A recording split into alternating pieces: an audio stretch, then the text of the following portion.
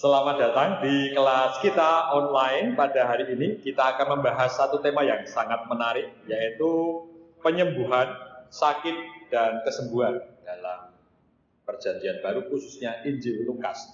Mengapa saya memilih Injil Lukas? Karena bahan yang paling banyak dibanding Injil Sinoptik yang lain tentang penyembuhan ada di dalam Injil Lukas. Dalam Injil Lukas paling banyak dibanding Injil yang lain.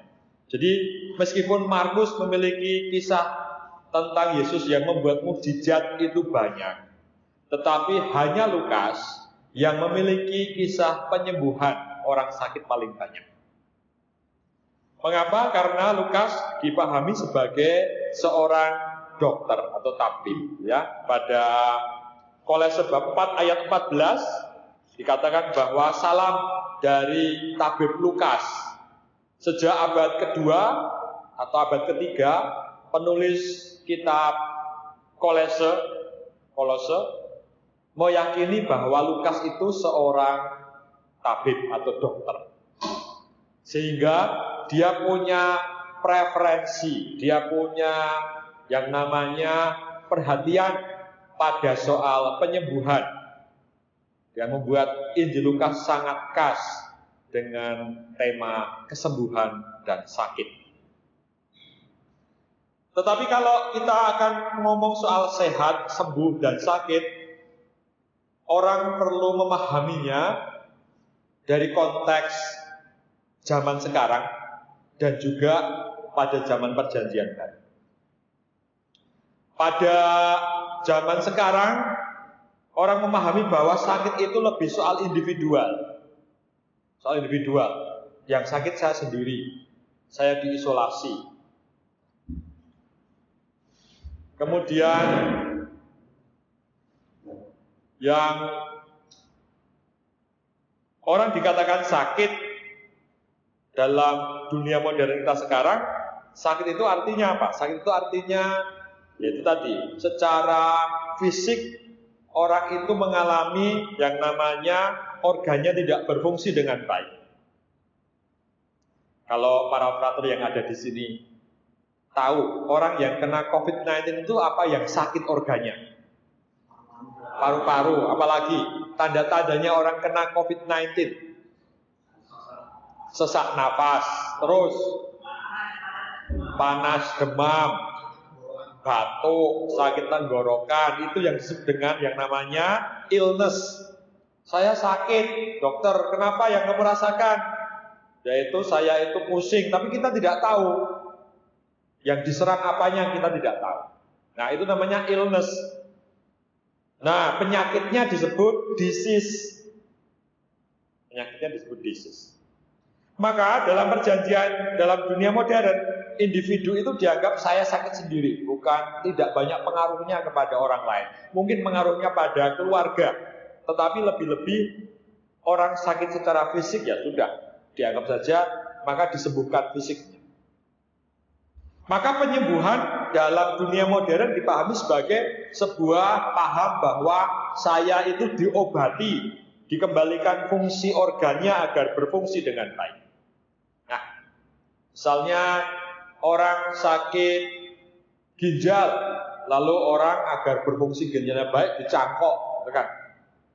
Orang sakit jantung, orang sakit hati seperti Domini, ya, sudah menembak tapi ditolak misalnya. Maka perlu diobati. Hari tidak pernah nembak, tidak berani dia. Nah, baik. Kita akan meneruskan. Apa tiga arti utama, yaitu illness, kemudian sickness, dan disease. Sayang dalam bahasa Indonesia kita tidak memiliki banyak hal itu. Mari tolong dari depan bicara yang keras, Domi. Illness apa di sana? A person's subjective experience of their symptoms, what the patient brings to the doctor. Ya, illness adalah perasaan yang muncul dari seorang yang sakit. Perasaan yang muncul. Maka dokter bertanya kepada kamu ketika kamu pergi ke panti rapid, apa yang frater rasakan? Apa yang suster rasakan? Olah merasa apa sekarang? Saya merasa pusing. Apalagi kalau orang sakit flu. Saya merasa demam. Saya merasa pilek. Saya merasa badan ngilu. Itu namanya illness. Tapi kita tidak tahu disease-nya. Disease itu penyakitnya apa? Hanya saya merasa begitu. Ya, itu namanya illness. Atau kita dalam bahasa Indonesia mengatakan saya sakit. Tapi tidak tahu penyakitnya apa. Bisa membedakan ya? Itu namanya illness. Illness. Sekarang kalau disease, mari hari dibaca. Di depan itu disease itu adalah Disease underlying pathology, ya, neuropathology, divide the practitioner perspective. ya. The illness in terms of neuro disorder. Artinya ini tadi, penyakitnya itu apa? Misalnya tandanya ini, kamu sakit perut, diare, pusing, badannya panas, turun naik, turun tiap hari, maka dokter akan mengatakan itu tipes. Nah, illnessmu itu begitu, tetapi disease-nya adalah tipes. Illnessmu adalah misalnya sakit tenggorokan, sesak nafas, kemudian sariawan, tidak bisa merasakan, itu illness, tanda-tanda sakit. Lalu disease-nya adalah corona. Ya, bisa membedakan ya antara illness dan disease. Sekarang yang tengah, yang agak sulit adalah sickness. Sickness, mari dibaca teman kita. Ya, sampai situ. Social and cultural conception of the condition. Nah, penyakitan, nah bahasa Indonesianya. Tidak hanya soal sakit fisik, tetapi misalnya Haji itu penyakitan. Kita tidak tahu sakitnya apa, tapi penyakitan. Bisa sakit mental. Orang lain menganggap dia itu rodo, tidak seimbang pikirannya, gitu ya. Kalau diajak ngomong tidak pernah nyambung. Ya, orang tidak genap 1%, misalnya. Ya. Penyakitan itu kita menyebutnya dalam bahasa Inggris sickness, yaitu soal relasi saya dengan orang lain. Sickness. Saya kok tidak didekati orang, saya merasa saya penyakitan. Nah, ya. Sakitnya apa? Disease-nya apa? Saya tidak tahu disease saya itu apa. Tapi ini lebih berarti soal relasi dengan orang lain. Misalnya orang yang kena corona itu ditolak oleh banyak orang, ya enggak? Nah, itu soal sickness, relasi dengan orang lain takut, orang lain merasa terancam. Misalnya di koran 2 minggu yang lalu di daerah, saya lupa mana, yang orang yang pulang dari Jakarta harusnya isolasi diri, tapi dia malah jalan-jalan lalu dia dimasukkan ke rumah berhantu. Itu daerah mana itu ya? Jadi 3 orang ini dimasukkan ke rumah berhantu. Dan setelah 2 hari dia nangis terus, tidak bisa tidur, mau minta pulang. Saya kapok karena tiap hari didatangi bayangan terus dari pagi sampai sore. Dia takut. Ternyata orang Indonesia lebih takut hantu daripada corona. Maka dimasukkan ke rumah berhantu. Nah, sickness adalah bagaimana saya memahami penyakit saya dalam relasi dengan orang.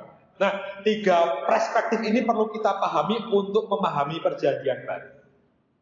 Ada tanda-tanda sakit disebut illness, ada penyakitnya disebut disease, ada makna sakit relasi dengan orang lain disebut sickness. 3 hal itu perlu kita pahami agar kita nanti memahami dunia perjanjian baru tentang sakit dan sembuh. Mari kita lihat dunia perjanjian baru memahami bagaimana. Tolong dibacakan dan 2 poin pertama. Yang pertama, kelompok lebih penting dari individu. Identitas saya ada pada kelompok. Baik. Kelompok lebih penting daripada individu. Yesus tidak pernah disebut sebagai identitasnya siapa. anak Allah, tetapi orang menganggap dia anak tukang kayu, dia orang Nazaret, dia dari daerah Galilea, saya bagian dari kelompok saya. Dia orang Israel. Ya. Maka poin kedua, illness lebih penting dari disease. Apa yang saya rasakan? Saya tidak peduli penyakitnya apa, tapi apa yang saya rasakan dalam perjanjian baru. Saya sakit, saya merasa panas, saya merasa dingin. Kalau nanti kita melihat teks-teks penyembuhan, sebagian besar hanya akan dikatakan simptomnya, tanda-tanda sakitnya. Tetapi tentu saja karena keterbatasan, maka Injil Lukas tidak pernah mengatakan dia sakit apa. Misalnya, orang ini kerasukan setan, dia tidak tahu sakitnya apa sebenarnya. Orang ini dimasuki oleh Beelzebul sehingga dia tidak bisa berjalan. Ini lebih besar soal relasi dalam perjanjian. Berikutnya Febri. Healing lebih penting dari curing. Ya, healing itu menyembuhkan, sedang curing itu mengobati. Dibedakan antara menyembuhkan dan mengobati. Saya ambil contoh, misalnya yang di belakang sana Rista. Rista itu misalnya sakit cacingan gitu ya, badannya kurus, makan banyak tetapi tetap saja kurus, itu penyakitnya cacingan. Kalau kamu itu di-curing, diobati, berarti kamu diberi obat yaitu Combandrin. Tetapi kamu belum healing. Orang akan berapa, oh ini keluarganya tidak beri dia makan. Oh seminarinya itu tidak ada menu yang bergizi sehingga dia makan makanan yang tidak sehat. Ya, sudah diberi makan tapi masih jajan di luar, golek-golek di kebun, misalnya, lalu jadi penyakitan. Nah itu kan tidak healing, tapi hanya curing. Nah, misalnya contoh yang lain, orang yang sembuh dari corona, dia sembuh, tapi dia oleh masyarakat masih ada ditolak. Dia curing, tetapi tidak healing. Nah, saya sembuh, tapi masyarakat udahlah masih menjauhi dia. Dia sembuh secara fisik, tetapi secara emosi, secara mental dia belum seutuhnya sembuh. Dalam bahasa Indonesia kita tidak tahu kosakata antara menyembuhkan dan mengobati. Itu kadang-kadang campur aduk. Mengobati itu ya menyembuhkan, tetapi dalam bahasa Inggris dibedakan. Healing itu lebih lebih bersifat yang namanya holistik. Disembuhkan sakitnya, tapi juga secara emosional dia diobati. Sedang curing itu hanya mengobati organ tubuhnya yang sakit. Hanya organ tubuhnya yang sakit. Misalnya hari itu seringkali migrain. Nah, migrain dia. Kalau mau membuat paper migrain. Kalau mau akan ada ujian akhir migrain. Ini hari-hari ini mereka akan naik kelas ke kelas 4 migrain. Ya, takut keluar atau mau terus, ya migrain. Nah, lalu oleh temannya diberi obat, nih minum obat sakit perut dan sakit kepala. Dia sembuh secara fisik, tetapi secara healing tidak sembuh karena masih ada perasaan takut, ya, nanti kalau tidak naik, kalau nilainya D, dan E akan dikeluarkan, misalnya, itu tidak healing namanya. Nah, tetapi hanya curing. Ini pula yang akan kita lihat dalam dunia perjanjian. Poin terakhir, mari tolong dibacakan. Healing adalah usaha untuk memberi makna sosial dari personal pada hidup yang disebabkan oleh penyakit. Ya, maka healing adalah usaha untuk memberi makna sosial.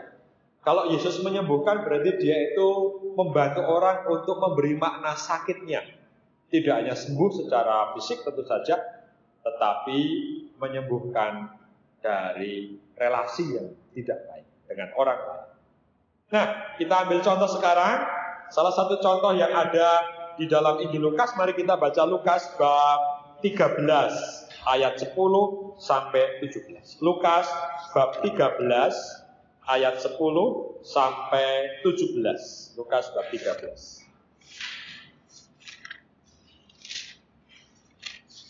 Kita lihat sebentar Lukas bab 13.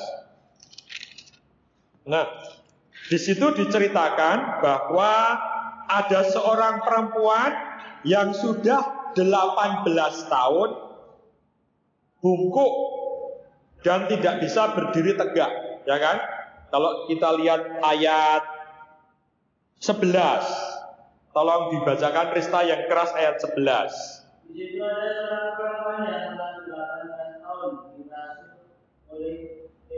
dirasuk roh sehingga ia sakit sampai tubuhnya dan tidak dapat berdiri lagi dengan tegak. Ya, jadi ini hanya yang disebut simptom, disebut illness-nya. Dia itu bungkuk, dia itu tidak bisa berdiri tegak. Lalu sickness-nya apa? Yaitu dia dirasuki oleh roh. Gambarannya dia itu dirasuki oleh roh. Tapi kita tidak tahu penyakitnya apa, penyakit sebenarnya. Disease-nya apa, kita tidak tahu di situ. Lukas hanya mengatakan dia itu bongkok, tidak bisa berdiri, lalu orang menganggap bahwa dia kerasukan roh jahat. Kerasukan roh jahat. Suatu hari Dani itu pergi malam-malam sendirian ke belakang seminari, mau mengambil pepaya di sana. Saking laparnya. Dan mau ngambil jagung yang baru saja mereka tanam 2 minggu yang lalu tuh. Sampai di sana, pulang dari ambil pepaya dimakan, dia sakit, diare berhari-hari. Lalu temannya memberi obat macam-macam tidak sembuh-sembuh. Lalu oleh Olaf dikatakan, "Oh, kowe kesambet, ya. Kamu kemasukan roh penjaga kebun, ya." Tidak tahu sakitnya apa. Dan ini pula yang dialami oleh perempuan. Yesus menyembuhkannya sehingga dia bisa berdiri. Dan perempuan itu memuliakan Allah. Lalu Yesus mengatakan bahwa dia disembuhkan dari keterikatannya dari iblis. Karena orang ini adalah keturunan Abraham dan orang banyak bersuka cita. Nah, ini lebih soal sickness. Dia sembuh, orang lain ikut bergembira, dia seorang anak Abraham, dia bisa memuliakan Allah. Kita tidak diberitahu sungguh-sungguh orang ini sakitnya apa, tidak ada. Kita diberitahu hanya simptom, illness dan sickness-nya, ya, relasi. Bisa dipahami model pendekatannya ini ya. Jadi Lukas selalu mengatakan tidak tahu ini sakitnya apa, tapi dia memahaminya makna sakitnya, bahwa dia bungkuk dan tidak bisa berdiri karena dia kerasukan roh jahat. Dan saya kira di daerah-daerah kita, di desa-desa itu masih begitu paham, ya. Misalnya Aji itu ke makam Boro, lalu dia melompati kuburan, lalu seminggu tidak bisa pipis, nah itu makanya. Nah, itu gambarannya dia kualat, misalnya, tidak hormat kepada makam leluhur, nah, misalnya. Itu gambaran-gambaran tradisional yang juga ada dalam perjanjian lama, begitu. Maka makna dalam Injil Lukas menyembuhkan punya 3 makna. Yang pertama, Aji tolong dibacakan. Memperbaiki relasi sosial dan status sosial. Ya, menyembuhkan dalam Injil Lukas punya makna 1, memperbaiki relasi sosial. Artinya saya dengan orang lain menjadi relasinya baik. Tadi kalau dalam cerita perempuan tadi, saya terlepas dari ikatan dengan iblis dan saya masuk dalam relasi sebagai orang terberkati karena saya anaknya Abraham atau saya keturunan Abraham. Status sosialnya diperbaiki, tidak lagi orang yang terkena ikatan iblis, tetapi orang yang kembali masuk dalam relasi dengan teman-temannya sehingga orang lain bersuka cita karenanya. Poin berikutnya, depan, Domi. Sakit bagi industri dan komunitas. Ya, lalu penyembuhan itu punya makna tidak hanya bagi pribadi tetapi juga bagi komunitas. Nah, sakit itu bukan hanya soal individual seperti paham kita modern sekarang ini.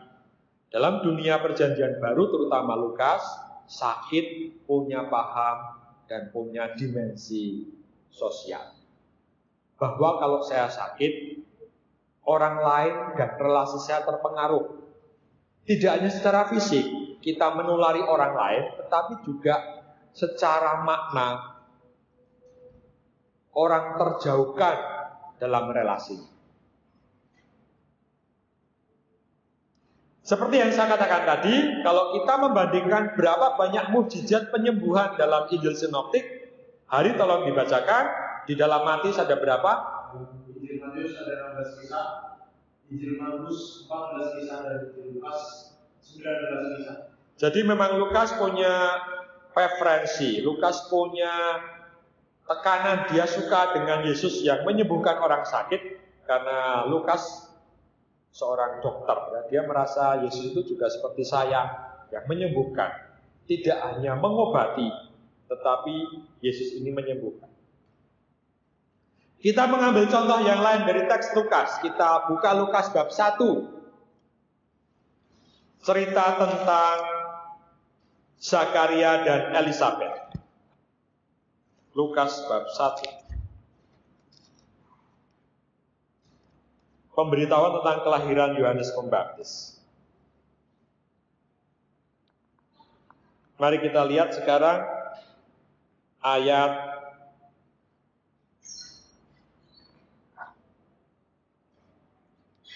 Jadi ceritanya ini ketika Zakaria ada di Bait Allah, dia didatangi oleh malaikat dan diberitahu bahwa istrinya akan mengandung.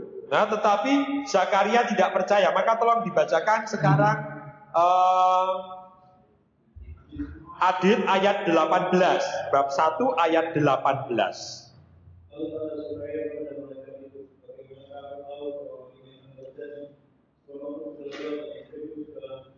Ya, aku sudah tua dan istriku sudah lanjut usianya. Ya, ketika diberitahu oleh malaikat tidak mungkin istri saya akan mengandung karena saya itu sudah tua. Istriku juga sudah tidak mungkin melahirkan lagi. Ya, tetapi karena ketidakmampuan Zakaria untuk memahaminya, maka malaikat membuat Zakaria menjadi bisu. Dalam bahasa Yunani disebut, yaitu di situ dikatakan kofos, bisu dan tuli. Kofos, bisu dan tuli. Karena dikatakan tidak hanya bisu tapi dia tuli, karena ketika anaknya lahir, lalu teman tetangganya memberi tanda, anakmu mau diberi nama apa? Dia memakai tanda, berarti mungkin dia tidak bisa mendengar juga. Karena kofos itu artinya bisu dan tuli. Bisu dan tuli. Dia tidak bisa mendengar apapun. Dan nanti kata kofos ini juga ada di dalam tanda-tanda kehadiran Mesias. Dari Lukas bab 7 ayat 22. Kofos juga disebut di sana. Kata kofos. Bab 7 ayat 22. Kata kofos. Mari Dani tolong dibacakan bab 7 ayat 22. Dan Yesus menjawab mereka, pergilah dan katakanlah kepada Yohanes apa yang kamu lihat dan kamu dengar. Orang buta melihat, orang lumpuh berjalan, orang buta menjadi panggil, orang tuli mendengar, orang mati dibangkitkan, dan kepada orang miskin diberitakan kabar baik. Nah, kata orang tuli di situ disebut dalam bahasa Yunaninya kofos. Kofos. Jadi Zakaria menjadi bisu itu kofos, orang menjadi tuli yang disembuhkan oleh Yesus dalam bab 7 juga dikatakan kata kofos. Sehingga dalam bahasa Yunani kofos itu menunjuk bisu dan tuli. Dua-duanya ada. Dua-duanya bisu dan tuli. Ada di sana. Ini kata-katanya. Pergilah katakanlah kepada Yohanes, apa yang kamu lihat dan kamu dengar. Orang buta melihat, orang lumpuh berjalan, orang kusta menjadi tahir, orang tuli atau kofos mendengar, orang mati dibangkitkan, dan kepada orang miskin diberitakan kabar baik. Saya teruskan. Kita akan membandingkan bagaimana Injil Lukas dengan yang namanya Corpus Hippocraticum atau buku acuan kedokteran pada abad pertama. Ini menarik sekali kalau kita memahaminya. Mari kita lihat bersama-sama. Ini hal yang baru juga untuk saya. Ternyata dalam Corpus Hippocraticum atau Hippocrates, seorang ahli kedokteran pada abad pertama, kita menyebutnya dengan nama CH, Corpus Hippocraticum, dikatakan bahwa satu, orang mandul karena itu lanjut usia, betul. Ya, orang mandul karena lanjut usia, betul itu.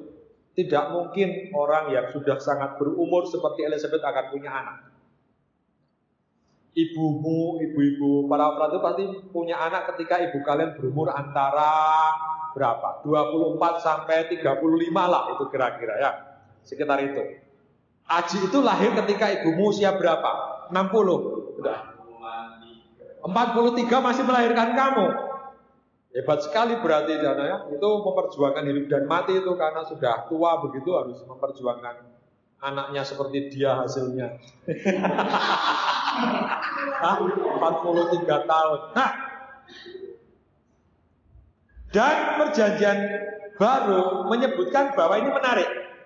Organ tubuh bisa migrasi, bisa pindah. Dalam kasus mandul, organ tubuh itu bisa pindah. Maka, begini cara memahaminya. Elizabeth itu mandul karena mulut rahimnya tertutup. Nah, tidak bisa dibuka sehingga dia tidak bisa punya anak. Sedang Zakaria itu kakian kebanyakan ngomong karena dia seorang imam. Dia berdoa. Dan ketika peristiwa malaikat datang kepada Zakaria memberitahu, mulutnya Zakaria ditutup, mulut rahimnya Elizabeth dibuka. Nah, itu menarik sekali cara memahaminya. Interpretasi kesembuhan dalam Injil Lukas bahwa Allah itu, ini bahasanya Lukas, menyembuhkan, memindah kemampuan yang tadinya mulutnya Zakaria itu berfungsi menjadi tidak berfungsi, lalu mulut rahimnya Elizabeth yang tidak berfungsi menjadi berfungsi selama 9 bulan, sehingga dia bisa punya anak. Maka dikatakan di sana organ tubuh bisa migrasi dalam arti itu. Dan selama 9 bulan itu si Zakaria hanya bisa diam, bisu dan tuli, tidak berfungsi mulutnya 9 bulan 10 hari. Sedang rahimnya Elizabeth subur sehingga punya anak. Nanti kita namakan dia Yohanes. Nah, saya mengatakan di sana mulut rahim Elizabeth tertutup, mulut Zakaria terbuka.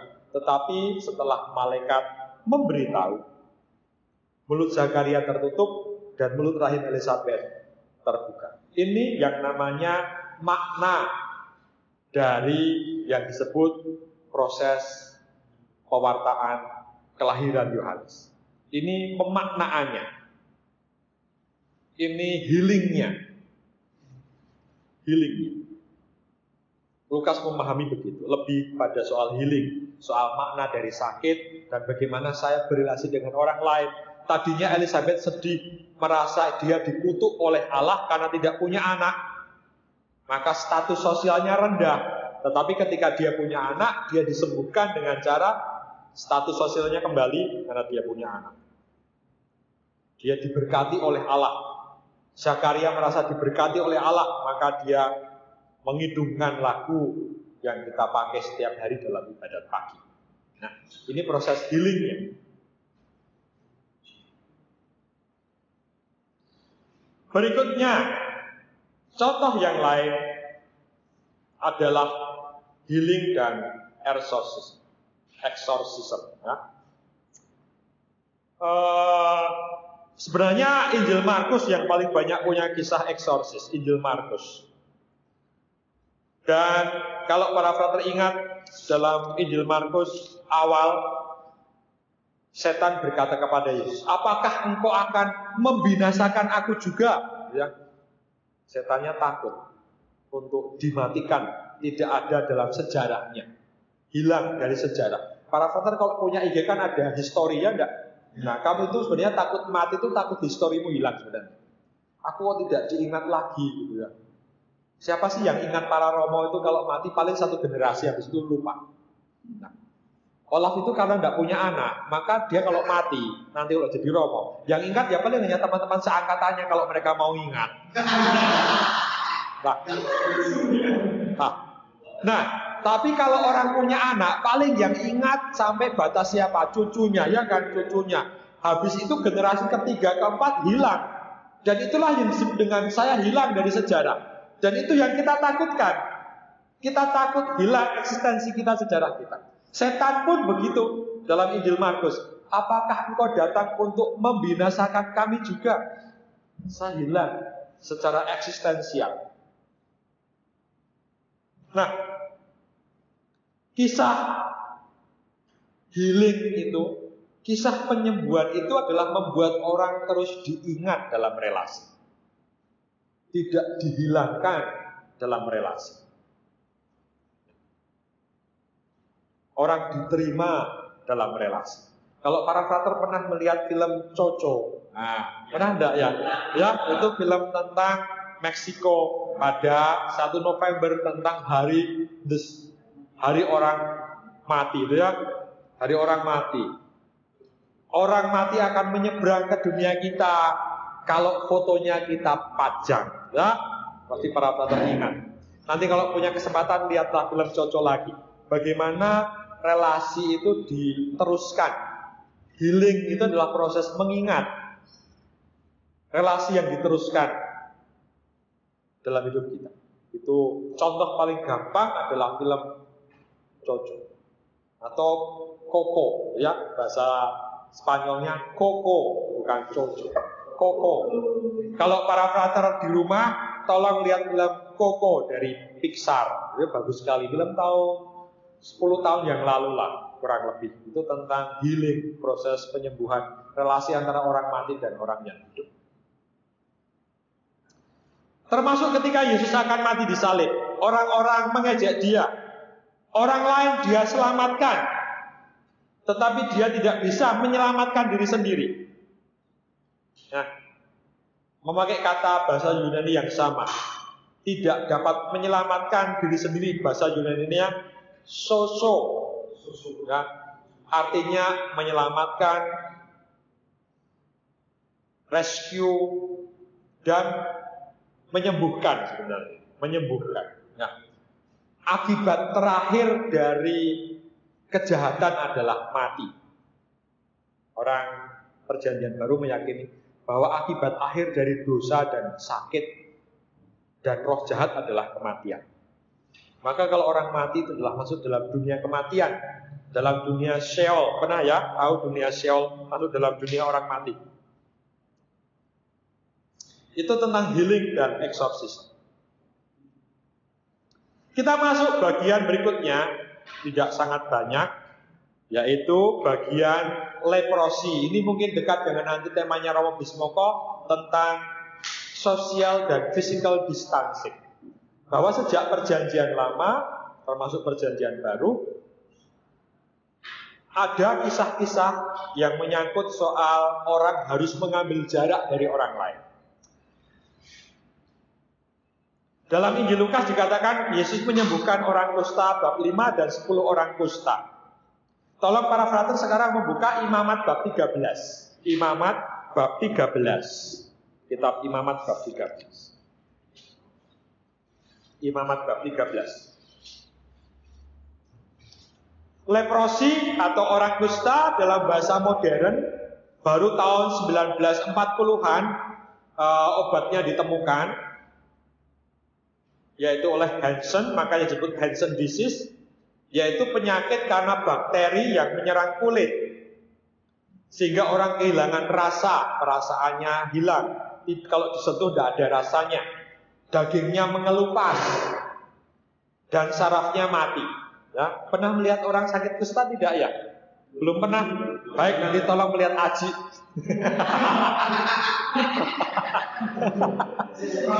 Maksudnya tangannya itu tidak berasa, lalu akan bilang kulitnya hilang, dagingnya hilang sedikit demi sedikit, tinggal tulangnya. Warnanya akan putih, pertama-tama putih, lalu habis itu hilang sedikit demi sedikit. Nah, dalam bahasa Yunani disebut kata lepra. Lepra bahasa Yunaninya. Dalam kitab Imamat bab 13, lepra artinya sakit yang membatasi relasi. Oleh karena itu ketika Yesus menyembuhkan 10 orang kusta, dia tidak menyentuh, tetapi dari jauh, tidak boleh memegang. Karena aturannya dalam kitab Imamat. Mari kita buka kitab Imamat bab 13. Para frater akan tahu bagaimana Imamat memahami tentang lepra ini. Imamat bab 13.